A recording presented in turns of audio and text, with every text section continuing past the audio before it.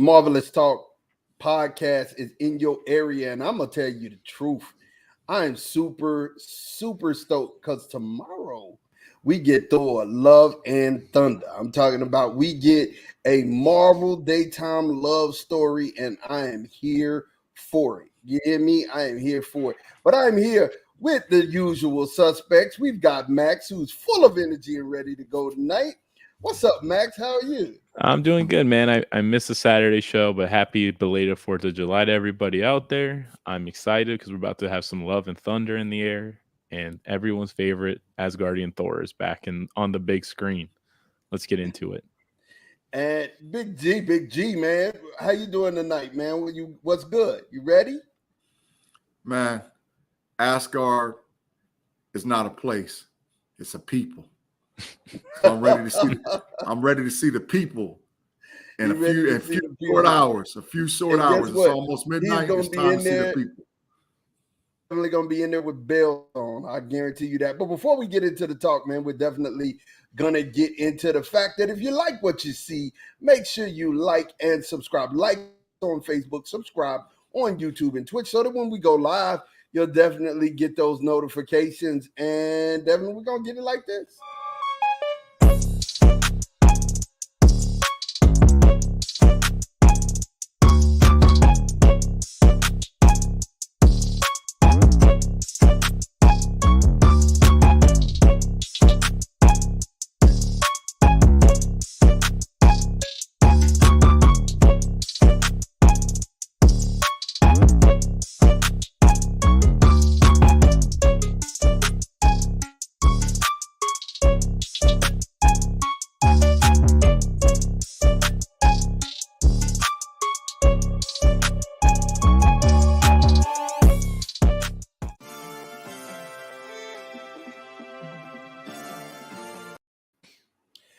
And again, you are talking to the fellas here at Marvelous Talk. And Max, help us out. We got Miss Marvel Talk, man.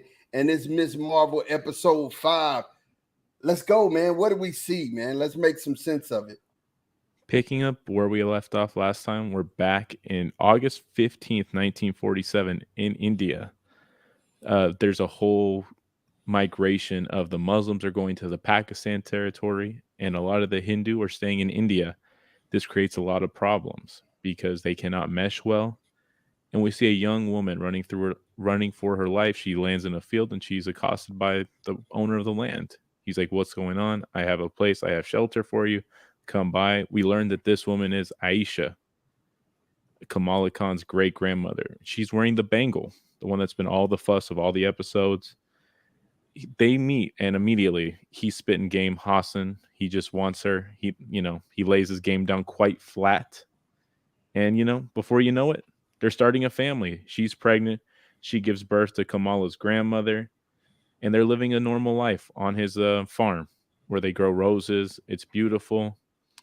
But one night, a man comes to it who's Hindu, I believe, and they're talking about all the Muslims are getting burnt in the countryside. The land's getting taken. It's just pretty bad happening. And then who do we see in the field? We see Najma. And she's like, "Oh my God, we finally found you." They hug, they embrace. But she's there for business. It's not pleasure. Where's the bangle? We need it so we can go home. And this is where we see the train and all these people. It's Hassan. It's Sama. It's Aisha. And they're all trying to get out of the country. But Najma's not going to let it happen. She stabs Aisha to death in front of her kid, and her husband can't really do anything about it. She tells them to leave. They're able to escape, but Kamala learns the truth about what happened to her great-grandmother. We go back to modern day. There's a crack where they were fighting. It's called the Veil. The first one of Najma's crew stupidly tries to enter it, turned to a skeleton. Najma's like, "Hey, I want to go home. I can handle it." Kamala pleads, "Hey, don't leave Kamran." She goes, "You know what? Actually, there's a solution here." Najma, and maybe the only good thing she's done all season, and is going to do all season, because she is turned to a pile of ash and skeleton, transports the Veil into Kamran. We're going to talk about that in a few minutes. And we see Kamran. He finally learns Bruno's name is not Brian. But right before their friendship can take off, a drone spots Kamran and all bets are off.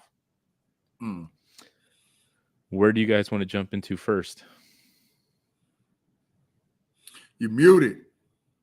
I've got a couple of things that I need to talk about tonight. Why was it such a problem for explain to me? Because I don't really, this is what I love about Marvel is that we get an opportunity to dive into different cultures. What was happening? Why was it such a fuss for everybody to get out and get on the train? And what was that whole part about?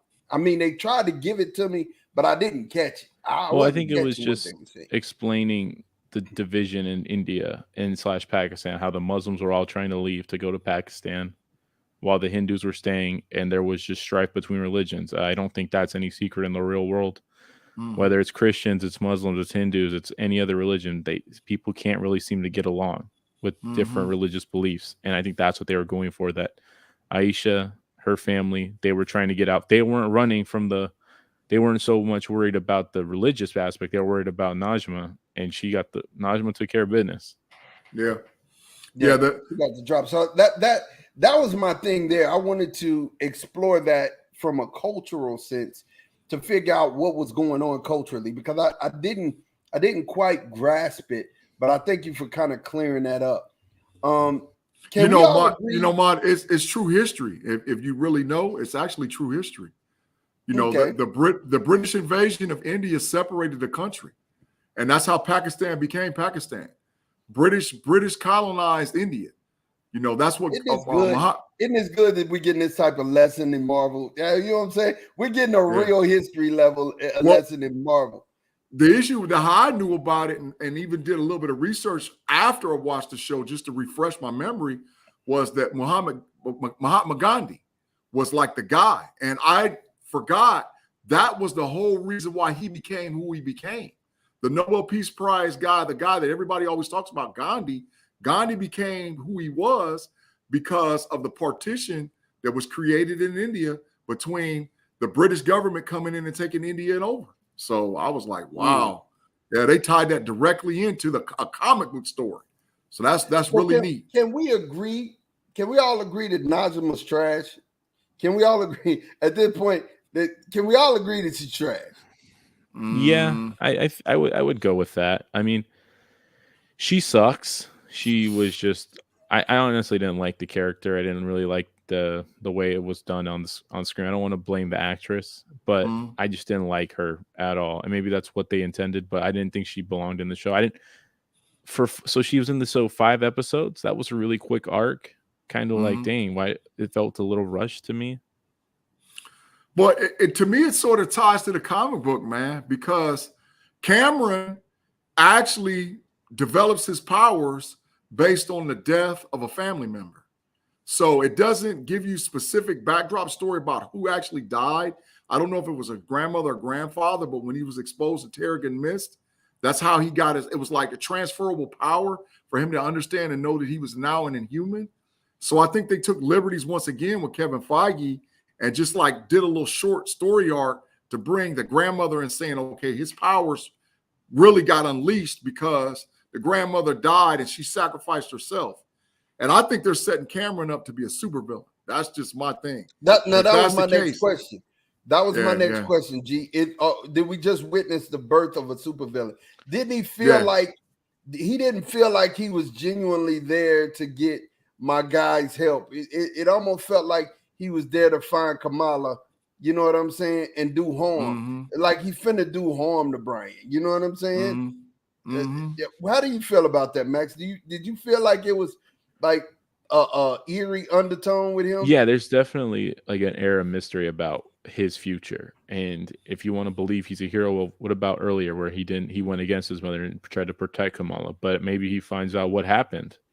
And then he's like, uh-oh, like I'm going to switch now. And Kamala's like, hey, I didn't do it. Your mom sacrificed herself to give you the powers to close the veil because it was going to destroy everything. So yeah, it's up in the air. I'm interested to see where they take it. I actually like him. I don't want him to like go bad. But as of right now, the show has no bad guy. Unless you're going to say it's the U.S. government and the people from Damage Control. If that's the overarching bad guy. Because right now, Brian's not on the hunt for breaking out of prison, the world's easiest prison to get out of. Let's not forget. Exactly. Exactly. It's the world's easiest prison. It doesn't make any sense. Why is it even there? It could have been made of paper mache. You know, it's really bad. It's Hey, bad. Well, you know, so it's been a let me tough ask year. let me ask you a question. Let me ask you a question. Was it easy for them to break out of, or did somebody make it easy for them to get out of? I hope Because the latter. I've been thinking about that, and I'm like, is Val creeping around in the background somewhere, and she's orchestrating this and making this stuff happen? You know, because we know it's a super prison.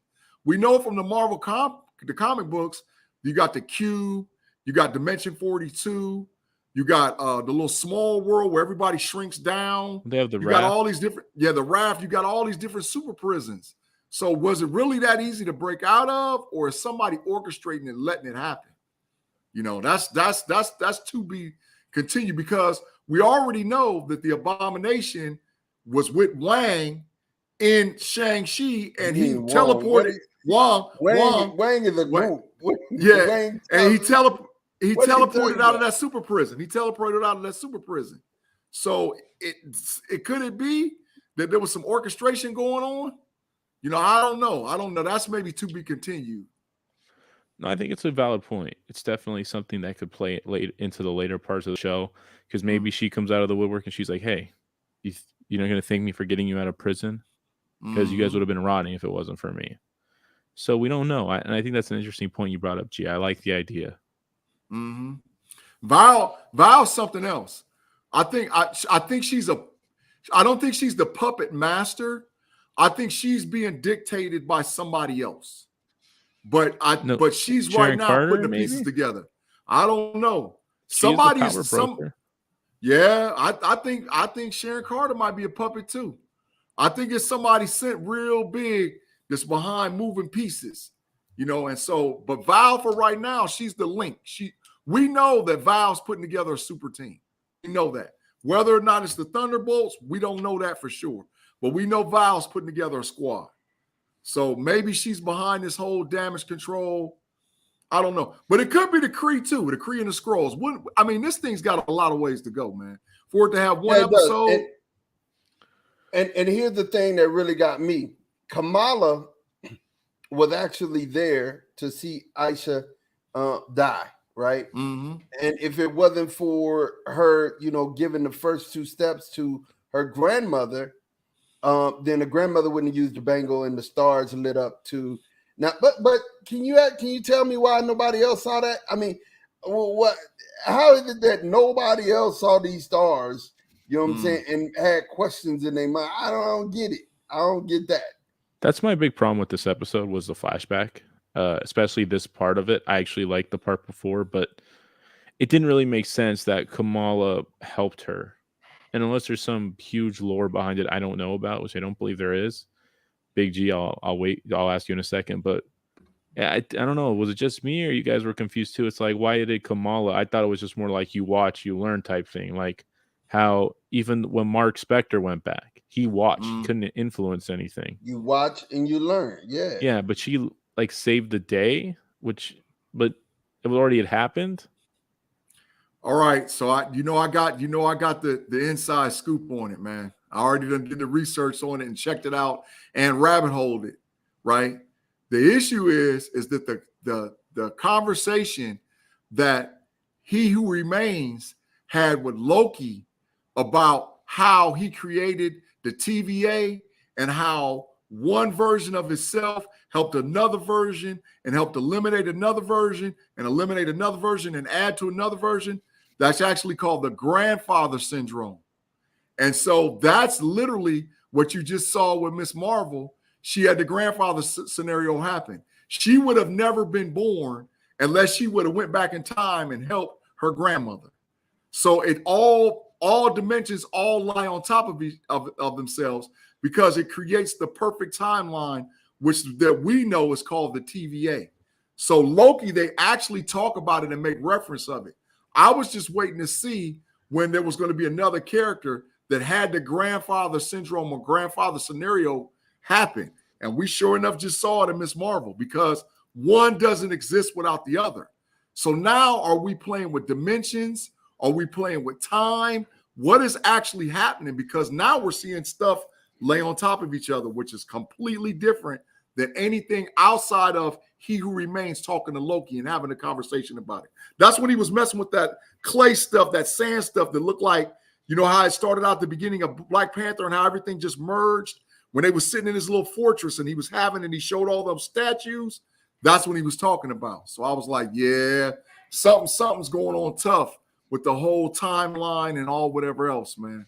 Something real tough's going on. So, okay, all right. So Max, we're confused. Me and you are still confused. I mean, when he explained it like that, I get it. If that's what this is, okay. Okay, so I've never been a fan of that premise. That's just me. So I'm still confused. I'm confused. I'm glad Big G's earning a salary today. That was exceptional. Explain something. I just don't know what you explain. You know, and the reason why I say that, I mean, I understand what you're saying conceptually, but it just still didn't make sense for Kamala to be there. I mean, she learned the picture. That was the only thing that she did to me that was relevant, because the picture put the mother, the grandmother back together, and it put the relationship with the grandmother and the mother back together, right? So that being said, you know, I think that's the only good thing that came of her being there, right? Yeah, but if she doesn't go back, the grandmother doesn't survive.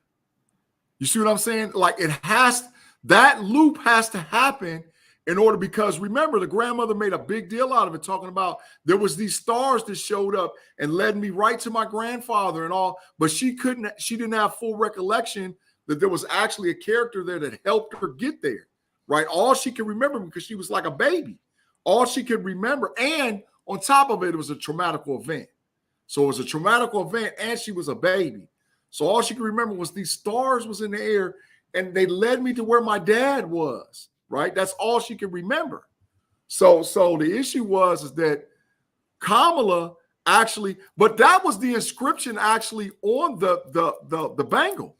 The inscription on the bangle was basically saying, you're going to get what you need when you need it. So there was the inscription. So it was saying that somebody had to come back, whoever was in the possession of the bangle, to make sure that the grandmother lived. So it might have been that wait a minute. Does that make sense? Clicking. Click. The reason why I said it's clicking in Marvelous Talk Land, y'all are probably out there like, oh, he gets in there. But get this. That's why the grandmother sent the bangle to Kamala in the first place. Correct. Yeah. To make sure that it happened. Correct. It's the grandfather syndrome. That has to happen in a certain sequence, because you got to remember, that's what's happening in TVA. On a bigger and grander scale, He Who Remains manipulates the timeline the same way. The events got to happen in this sequence in order for the timeline to stay perfect. So they created what was called the grandfather syndrome, where other parts of you or other people that's tied to you go back and make sure that you survive in order for the person to be there in the future. That's how they kept the timeline perfect. And any variant that came from that, they sent the TVA in and killed them, right? Or they hit them with the little stick. So now that He Who Remains is gone and there's no perfect timeline, variance is popping up all over the place. Well, who's to say maybe Kamala Khan is actually a variant that was supposed to got wiped out because she would have messed up the sacred timeline. But because she happened, she went back and saved the grandmother, which in turn created her. And that's the grandfather syndrome or the grandfather complex. It's huge in the comics. So that's why really how I even know about it, to be honest. All right. Well, hey, you helped me with that one. It finally click clacked. It finally click clacked. So we got the red daggers for 2 episodes, right? What happens to the red daggers, Max? I mean, does the dagger stop being red? What's going on? It's a little bit. He said, I'm going to go tell the others. So I guess there's still some out there. He's out there. He's still a kid. He needs to mature. And I mean, that's what this show is, right? It's about kids who mature. And I like what Sean said about, what the inscription on the bangle was. The whole episode's theme was what's seeking you. Or what did he say? What you're seeking is seeking you. That was like drilled into your head throughout the episode. in Kamala, she was seeking to understand her family and mother, and that's what she got. And at the end of and after this, her and her mom are like, they're healed. Her mom knows that she's a lights lady. She understands, and it was awesome to see the little Miss Marvel like logo in the earring or bracelet. That was a really cool little like nugget for everyone out there. But back to what you asked, it seems like the Red Dagger, he'll be back. I can't imagine he's out the show, but he served his purpose. It was really short, and I mean it's a 6-episode season, right? It's just short. Hey, I got a question. So when we got Spider-Man introduced into the MCU, right? It was in Civil War, right? And we had already had multiple renditions of Spider-Man play out on the big screen. So all of us really sort of knew the backdrop story. And my question is, if Kamala Khan is like this generation Spider-Man, do you feel that they're doing justice by them giving her the full backdrop story? And then moving forward, we're going to see more exploration of her powers, what she actually can do, and how powerful she actually is. And that's my question to you guys. Do you think that's what they're setting up? Yeah, I absolutely. Go ahead, Max. No, I think you're right. Honestly, the first season, I think this was the weakest episode by far. I did not enjoy it as much as the other ones. I think it's really congested, kind of like we talked about Obi-Wan, 6 episodes. So there's no really hour episode in this. It's all been kind of a little too fast paced, but I think they could have spent a little bit of time like fleshing her backdrop off, or maybe we'll get some more about it, because it seems like this is the story of how she came about. There's nothing else to add. Ma, with the same question, what you think? So I know it is, right? I know that this is just the introduction of this character, and you're about to see we're about to see the evolution of Kamala Khan, and you're going to see her evolve in different series. You know what I'm saying? And not just in her own series. So we introduced her, and now we're going to watch her evolve, right? To be honest. Now, on top of this, Big G, the other thing that's crazy to me, and I'm going to put this out here, you guys. Not seeing any other tie into any other Marvel entity. So I'm thinking this 6th episode, we're going to get our tie. It has to happen, right? We have to get our tie into another Marvel franchise or to another a piece of this story, because right now it's a standalone. There's nothing, like Max just said, the big bad just really died, right? So the big bad is out of here. So now we need something that is going to be able to, we're gonna need something that's going to be able to tie us in with all the other episodes. That's my thought, Big G. I agree. I think there's going to be a big reveal in the last episode, because I mean, think about it. And Max, this is to you and Juan. I mean, to you and Mod, that she hasn't even had her uniform put on yet. Yeah. Like the only thing she's had is her mask. That's it. So like, how does she get this? Because the uniform is like, it's not pieced together. The only thing she wears is weird is the Chuck Taylors, right? We know that she got the vest given to her from the Red Scarf people, and then he gave her a certain like red scarf that I think is going to end up being her scarf that blows in the wind that you see as from the comic book. But and then her mother, like you said, and which was a great point, the mom with the little half lightning bolt, we know that's going to be part of her chest plate. So like the uniform is like not even been established. So I think episode 6, you'll get her in her uniform, and you're going to get some type of big reveal or reference. I'm hoping that it's Brie Larson. I don't think it's going to be, but I'm hoping that she's going to be in there or some type of reference. But the one that I'm thinking is going to be some tie to Nick Fury. Some kind of way Nick Fury is going to get tied into this episode. The same way that they did at the end of WandaVision when they told Monica Rambeau he wants to see you.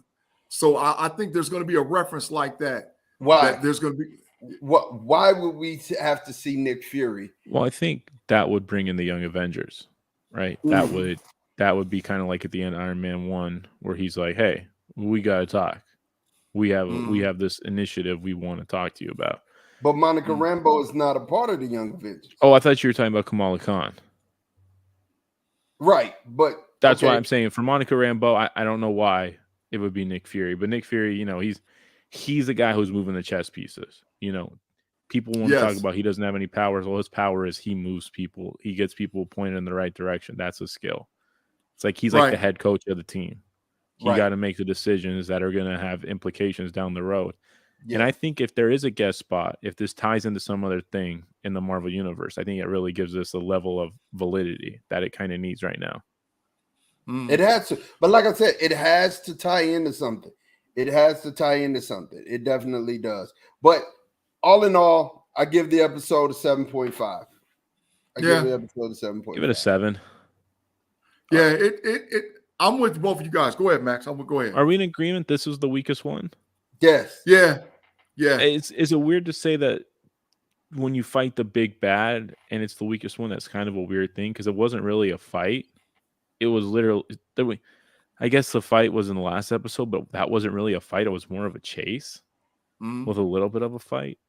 I don't know. I would have liked to see something other than the veil. I feel like this could have been 10 more minutes, add in 5 minutes of the fight. Well, that's just me. I think you hit it on the nail, though. Both of you guys earlier. I think Cameron is our real big bad. You know what I'm saying? And I think he just got introduced as our real big bad. So, I really think he's gonna take this boy hostage. That's what he did. I really think he's gonna take him hostage until Kamala comes to see him. And I mean, because think of how crazy his mama was. I mean, she was crazy. And she put that craziness inside of him. Hey man, Cameron, you really crazy. He gonna be in pink now, and start talking about Dipset. You know what I'm saying? I mean, I honestly, y'all didn't get the Cameron reference, but it's cool. I get it. I get it. I know. I refuse to acknowledge it. Exactly. Hey, but his Nor powers are different. If you notice, they're totally, but they're light. And he don't need no bangle. He don't need no bangle, bro. Is he going to be the big bad of the end? Like, is he just going to be a 1 episode big bad, or is he going to transition to season 2 where he's going to be the guy? Because I think if they wrap it up, it's kind of like, now what? No, I think that he's going to be part of the Marvels movie. Like when they create the Marvels movie, because you got to remember, Monica Rambeau, Brie Larson, and now Kamala Khan is all coming. Well, Brie Larson's name in the comic books is Carol Danvers. So you got Carol Danvers, who eventually goes from Captain Marvel to this character called Binary. Then you have Monica Rambeau, who starts out as Captain Marvel, and then she becomes Photon. And then Kamala Khan carries the name Miss Marvel for good, right? So you have these characters transform. So if you're going to pull those three together in a movie, because it's called The Marvels, right? You got to have more than one big bad in that movie to fight. Is the torch ready to be passed, though, Sean? To Kamala Khan? Yeah. I think once Monica Rambeau is changed and called Spectre or Photon, and I think that you're going to see Captain Marvel, Brie Larson, become Binary. And the reason why I think is you have the Guardians of the Galaxy 3 that's coming. Everybody knows that Adam Warlock is part of that movie. So you got to gear up space stuff. And we all also know, too, that Nova's coming. Well, once you start getting into that, okay, here comes Galactus, Silver Surfer. You got space stuff that's coming. So you got to see the ascension or the transformation of Carol Danvers into Binary. So then that way she could go out in space, because we sort of already got that in the Marvel movies already. She's made statements saying, I ain't got time to hang with y'all as the Avengers. There's a whole bunch of universes out there that don't have no heroes. I got to go take care of that. So her transforming and doing that Binary, I think is going to, where she passes the torch to Kamala Khan as Miss Marvel, and she represents his question, I think his question was, is she ready? And I don't think she's ready. I think she needs some training, and that's why we're going to see her evolve. I think that's why we're going to see her evolve from moving. So my predictions on the last episode, and then Max, I want yours, and then Big G before we actually talk Thor for a moment. My predictions on the last episode is that you're going to see Cameron start shaping into a bad, right? You're going to see him start. I think he's going to do something. And you'll definitely, he's already blew up the store. You know what I'm saying? Store's already blew up. So, the boy got no place to live, and all of his devices and everything, he can't make nothing else because he blew that up. Second piece, I think you're going to get the introduction to either Nick Fury or Carol Danvers, only because I don't think Monica Rambeau has stepped into her powers yet, right? So if we go Nick Fury, then you're going to see Monica Rambeau. Then you're going to see Nick Fury. And guess who's going to make a surprise appearance? We'll see, Carol Danvers, right? I think that's how they'll work all of that in, because Monica Rambeau is with Fury. So if she do that, that'll be that. But if we are going the other route, I think you're just going to end up just seeing Carol Danvers pop up and be like, yo, how you doing? Shake your hand. That's it. Yeah. But I think you're going to see some Skrull and Kree too. But Max, go ahead. No, I like what Ahmad said. I do want to see Brie Larson just so he can be upset for the next time we talk about it, because we all know how he feels about Captain Marvel. Don't want to open that bag of worms yet. Yeah. I think it's going to be Cameron at the end, where they kind of leave him up to the fate. So it's like, he can he can basically he's going to have a choice where he can be good or be bad. He's going to go bad, and then he's going to disappear for a little bit. In season 2 and moving forward, he'll be a big player, because right now the show needs a bit like someone who's an adversary. Damage control, I think that's kind of temporary. I don't think they're the big bad, or he's going to do something with damage control, where damage control locks him up and turns him into their villain. Yeah. And I think that's why I say I think you're going to have either a reference or an appearance of Nick Fury, because I think that there's something in the backdrop that's happening where the Skrull and the Kree are taking sides too. So I think that you're going to see that's where the separation is going to come in with Cameron. But he's also going to have there's going to be some reference maybe to Val. So you're going to see Val and whoever, Cameron is going to be their recruit, and Kamala Khan's recruit is going to be with S.H.I.E.L.D. or Sword now in the space, Nick Fury, and whatever side is that, because we have the Kree Skrull war going on right in front of our face. We just don't know it because they haven't fed out the story. All we do know about Secret Invasion that we know for sure, it's solid, is that it actually happened during the blip. So there was a 5-year period where there wasn't nobody on the planet, and Kree and Skrull was fighting like a mug. And then they're gonna backdrop that story and slide it in. So I think there's reference points with some of these new shows where when they do the backdrop of Secret Invasion, we're gonna see how pivotal that Kree Skrull war actually is, because it goes on for a long time. It actually leads to Secret Wars. So right, definitely.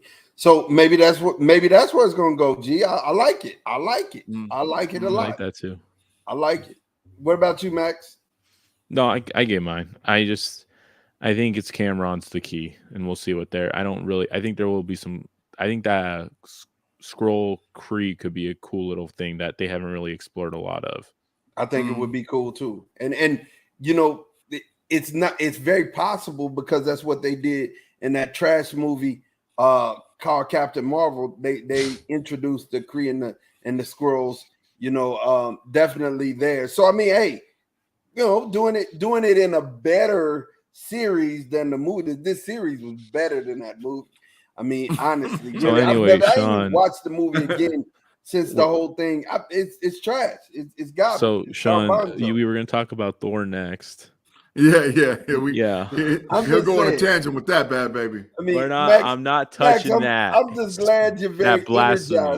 I'm glad you're very energized with this conversation, and you love the fact that I'm talking about Carol Danvers. But anyway, Thor: Love and Thunder. Let's get you guys ready. We reviewed it. Please go back and watch our marvelous talk show from Saturday. Sean and I gave you a good synopsis, I think, of what's gonna happen. And you watch Saturday's show, you'll be ready for the movie. I just want to remind everybody here that's watching, make sure that you have your mind ready for a love story. That's why it's called Thor, Love, and Thunder. Okay, Thor, Love, and Thunder. Pay attention to the title. Don't just go in there thinking you're about to see some big, huge, overgrown fight and a whole bunch of fight scenes. It's not going to be that. They're going to plan out the story, and they're going to tell a really good story. And I think at the end of this story, I'm not going to tell you who's going to die. There's going to be some deaths there. And you know, it's going to be like, you know, maybe the Titanic a little bit. You know what I'm saying? The fact that, you know, your heartstrings are going to be pulled at because you're going to lose a character that you really, you know, love and care for. So I think that prepare your mind. It's going to be visually awesome. What's my dude's name? I don't want to mess his name Taika up. Waititi. Finna call him Tycho, whatever. You're on FICO Taika school. Waititi. I was about to call him FICO school. I can't say his name. Tycho score. But listen, I think he's visually gonna hook this thing up. It's gonna look good. It's gonna be awesome. You're gonna get good interaction between Thor and Jane. You're gonna get good interaction between Thor and Korg and the Guardians at the first. So you're gonna be happy. You're gonna be happy. Max, what you think, man? What? Because I gave my take. I just got some little stuff. But I'm excited. Yeah.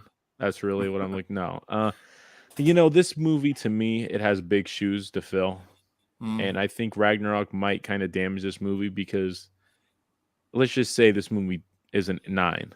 That's not as good as Ragnarok, so people are gonna hate on it. People are gonna say wasn't as good as Ragnarok, so it's gonna get that. And sometimes it's like, you know, when someone does a 10 like trick on a skateboard, then you do a 9, it doesn't look like a 9, it looks like a 6. And I hope that doesn't happen. I don't think that will happen. I mean, I think it will happen to a certain degree. I think people are going to see this movie and be like, we just saw the best standalone Marvel movie maybe ever, and now we have something that's good, really good, but didn't live up to it. So it's like, how do you top like a 9.5, right? It's just hard to do. Yeah. And you know, that's funny that you say that because you weren't here on Saturday, and me and G both said the same thing. Yeah. We said that was gonna happen. It was gonna happen. It's funny because it means everybody loves to compare. Everybody loves to compare. This the thing is too, and I'm just gonna say this about the comparison to Ragnarok versus Love and Thunder. You got to remember where Ragnarok was on the timeline concerning Avenger or Marvel movies at that time. Ragnarok was almost the climax before you got Infinity War and then Endgame. Like it was in the last 3 or 4 things. And you had to be climatic, you know, to build up to that, you know. And you didn't even mention where Thor was. Thor was at an all-time low when that movie came out. So there was nowhere to go but up. It went from maybe a 3 or 4 to a 9.5. So right. It probably felt like some people was like a 12 compared to what we've been getting. Right. And so that now on the flip, you're at the first year of phase or first 6-7 months of phase 4.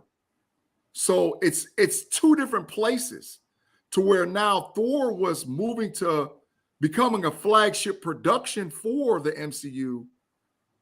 And it wasn't. Now it is a flagship production. And so everybody's like, what's you know, Thor's what's going to draw people to theaters. I believe that, like I said, I don't want to get my hopes up real good. I thought it would go up from Doctor Strange. I do believe as far as production and storyline it will. But I think when we all look back on it, because I know I've done this in the last year, where I going back and looking at phase 1 and phase 2 productions and then seeing how much stuff actually led into phase 3 and phase 4 now, what we're seeing. So I think that Thor, Love and Thunder is going to be one of those movies that in a year from now, we're going to be talking about how many Easter eggs was actually in that laid out the whole big picture moving forward. I just think that I'm looking, this is probably the first movie that I'm going to the theaters to actually watch, where I'm going to be paying more attention, at least because I might go see it twice. Well, the first time I'm going to go see, I might, but you will. No, yeah, because I know you. Yeah, true.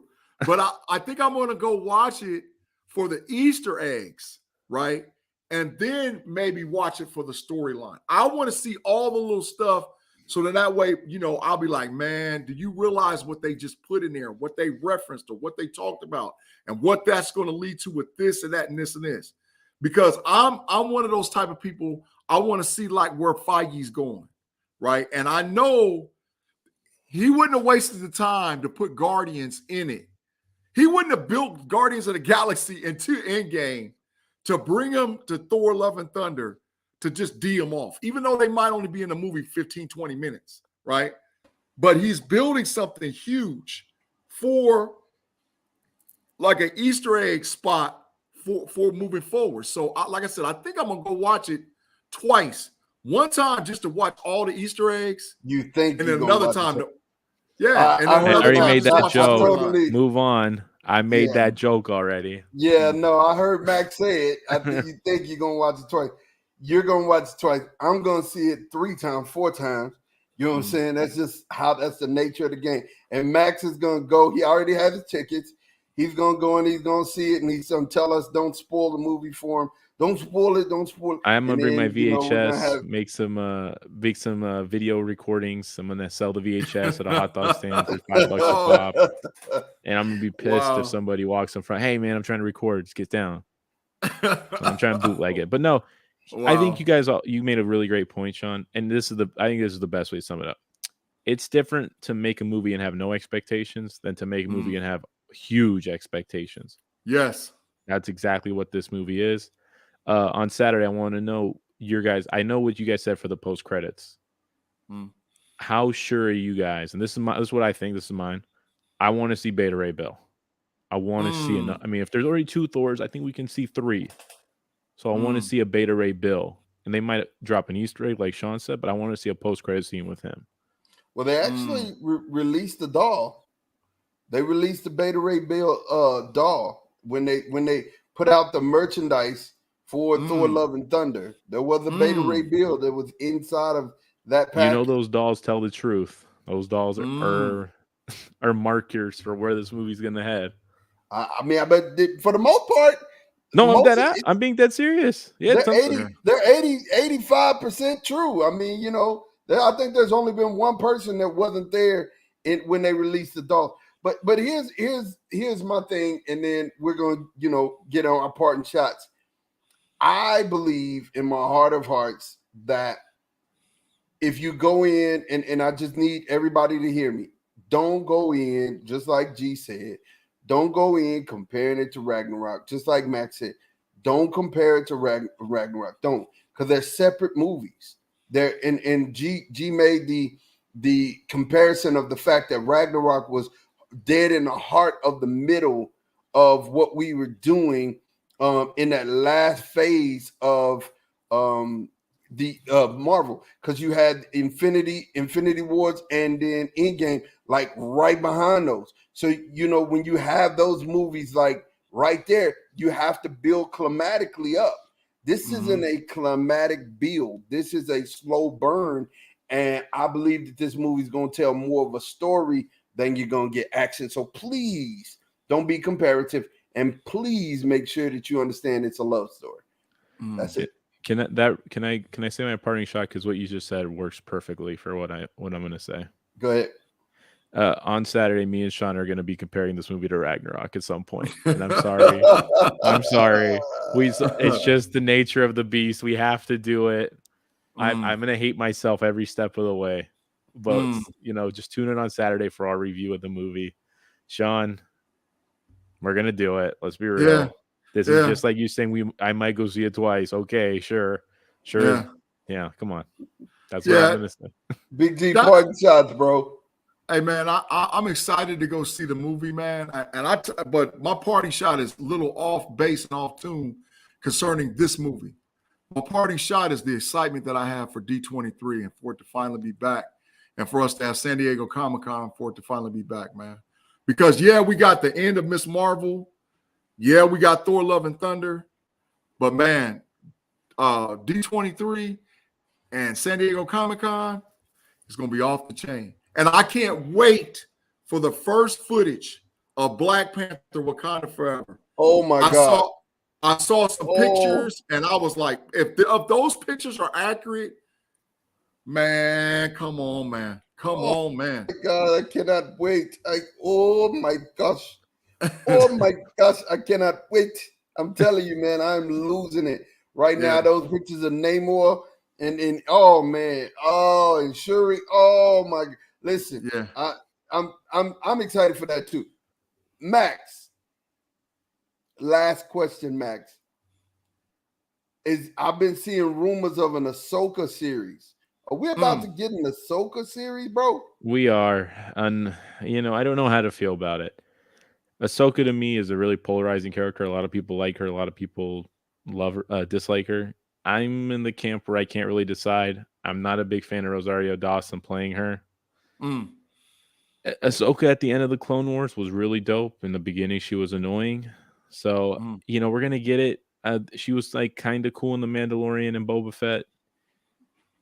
Just not really. Why don't you She's like not my Rosario cup of tea. Dawson is a great actor. Why don't you like her playing Ahsoka? I always have a problem with people when it's like when they made this Halo show.